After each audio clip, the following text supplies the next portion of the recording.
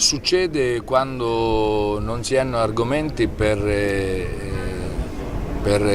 giustificare il proprio operato, per produrre fatturato governativo. L'antimafia io credo che vada praticata più di quanto non vada predicata. Sui testimoni di giustizia in particolare è stato il Parlamento a legiferare e mi è sembrata inopportuna questa ostentazione, perché credo che sia un atto dovuto, anche se la Sicilia arriva dopo il Parlamento nazionale, perché in questo senso già Roma aveva legiferato a favore dei testimoni di giustizia da assumere nella pubblica amministrazione. Insomma, non si può vivere soltanto di una antimafia gridata.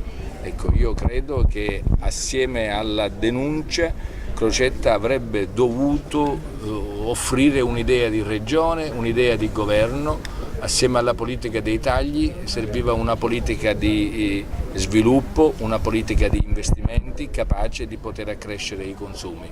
E invece ha paralizzato tutto e oggi l'isola vive sicuramente la stagione più difficile di questi 70 anni di autonomia.